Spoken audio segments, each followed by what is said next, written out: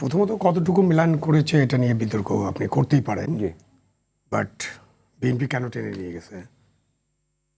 BNP নিশ্চয়ই মনে করেছিল যে শাহাবুদ্দিন সাহেব থাকলে সংবিধান রক্ষা করা যেতে পারে। পরিস্থিতিটা কি হয়েছিল? শাহাবুদ্দিন সাহেবের ব্যক্তিগত চরিত্র নিয়ে নাইবা আলোচনা করলাম, তাকে তো আপনি রাষ্ট্রপতি করেছেন, এবং বাংলাদেশের কোনো রাষ্ট্রপতি কোনো উদাহরণ নেই। বি চৌধুরী উদাহরণ, এবং তারপরে রেল লাইনের উপরে দৌড়ানি দেওয়া হয়েছিল, মনে আছে আমাদের সবার।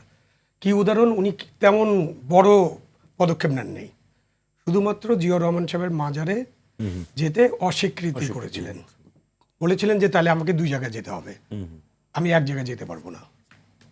এটি কি খুব বড় সিদ্ধান্ত? খুবই একটা যৌক্তিক কথা হয়তো বলেছিলেন, কারো ভালো নাও লাগতে পারে, বাট কি হলো, তাকে বঙ্গভবনও ছাড়তে হলো এবং তারপরে রেল লাইনে দৌড়াতে হলো মহাখালীতে।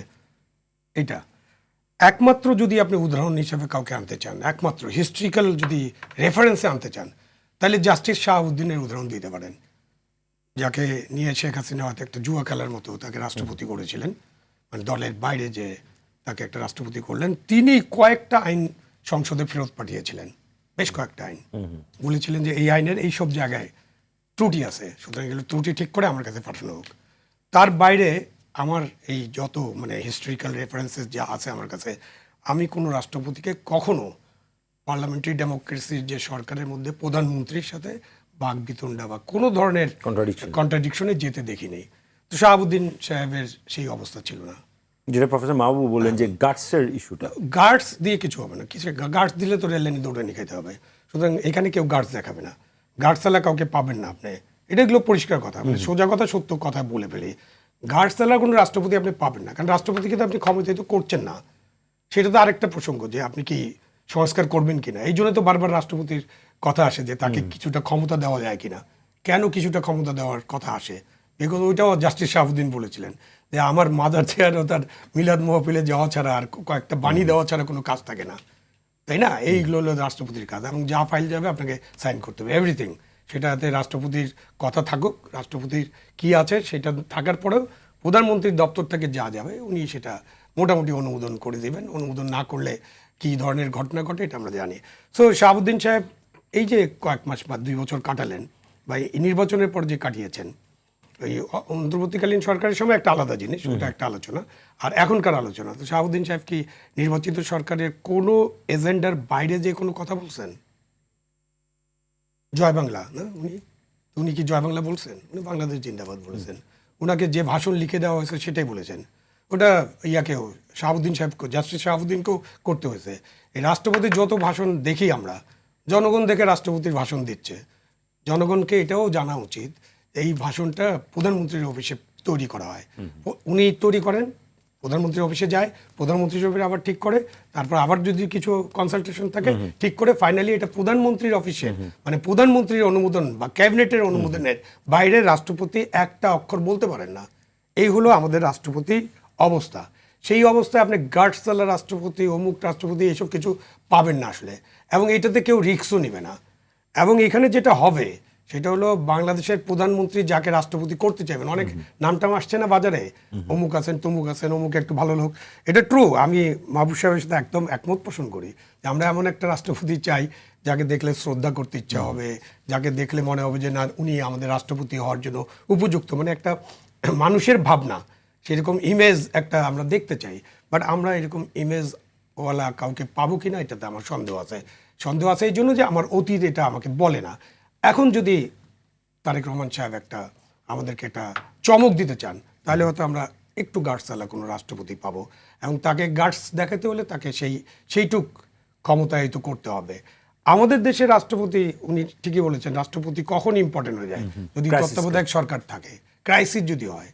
যখন ক্রাইসিস নাই, ইভেন তত্ত্বাবধায়ক সরকার থাকলেও রাষ্ট্রপতি কিছু করার নাই যদি অটোমেটিক তত্ত্বাবধায়ক সরকার হয়।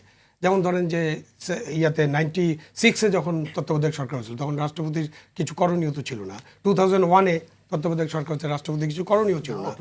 হ্যাঁ, ওইটা তো আলাদা জিনিস, অভ্যুত্থানটা কেন।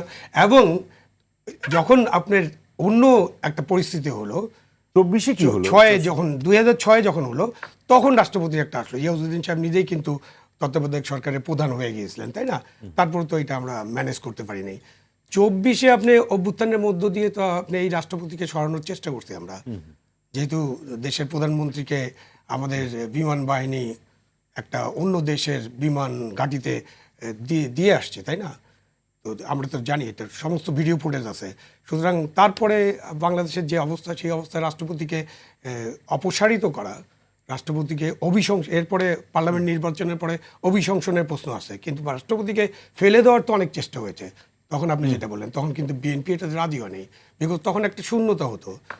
শাহাবুদ্দিন সাহেবের অনেক সমালোচনার মধ্যে উনি যে রাষ্ট্রপতি ভয়ভীতি মধ্যে, চাপের মধ্যে উনি যে রাষ্ট্রপতি ছিলেন এবং দেশে যে একটা নির্বাচন হয়েছে এবং নির্বাচনের পরে যে একটা সরকার গঠিত হয়েছে, এটার জন্য তার মনে হয় তার কিছু ভূমিকা প্রশংসা করতে হবে। রাষ্ট্রপতিও কিন্তু সেটা বলেছেন। না, এটা ক্লিয়ারলি বলতে হবে। আমার শাহাবুদ্দিন সাহেবের অনেক সমালোচনা আছে, বাট শাহাবুদ্দিন সাহেব তখন যদি ভয়ের ঠেলায় উনিও যদি শেখ হাসিনার মতো কোথাও চলে যেতেন, অথবা ওনাকে যে চাপ সৃষ্টি করা হয়েছিল তখন যদি সেনাবাহিনী তাকে সাপোর্টটা না দিত, ডক্টর ইউনূস তো তাকে সাপোর্ট দেয়নি। Doctor Yunus wanted he should go. Doctor Yunus কিন্তু পুরো সময়টা একটা মবের মূল্য তৈরি করেছিল, এবং রাষ্ট্রপতির ওখানে যে মবটা গিয়েছিল এটা ডক্টর ইউনূসের পরামর্শ, নির্দেশনা এবং সেই সব লোকদের যারা দেশে একটা অরাজকতা সৃষ্টি করতে চেয়েছিলেন, আরও কন্টিনিউ করতে চেয়েছিলেন যে এরকম সরকার 5-10 বছর আরও থাকুক, তারা কিন্তু এটা করেছিল। সেই সময় সেনাবাহিনী এবং আমাদের যে রাজনৈতিক দল বিএনপি যদি প্রজ্ঞার পরিচয় না দিত, তাহলে কিন্তু দেশে একটা ভ্যাকুয়াম হয়তো। উনি যদি রাষ্ট্রপতি না থাকতেন, তাহলে এই দেশে একটা সাধারণ নির্বাচনের কথা আমরা চিন্তাও করতে পারতাম না, চিন্তা করা কঠিন হয়ে যেত। নিশ্চয়ই কিছু না কিছু ঘটতো, কিন্তু এখনকার অবস্থায় সেই নির্বাচনটা নাও হতে পারতো। তাহলে আপনি যে অবস্থার মধ্য দিয়ে একটা দেশের নির্বাচন হয়েছে, এই নির্বাচন নিয়ে জামাত, এনসিপি যাই বলুক না কেন, ইঞ্জিনিয়ারিং এবং নানা কারণে মনের কি জানি দুঃখ নিয়ে আমাদের জামাতের আমির সাহেব এটা মেনে নিয়েছেন। এসব অনেক কথা বলার পরেও কিন্তু একটা নির্বাচনের মধ্য দিয়ে বাংলাদেশ একটা নির্বাচনী সরকার, একটা পার্লামেন্টারি ডেমোক্রেসি বা ডেমোক্রেসির দিকে একটা যাত্রা শুরু হয়েছে। সেটার জন্য শাহাবুদ্দিন সাহেবকে একটু ধন্যবাদ দিতে হবে।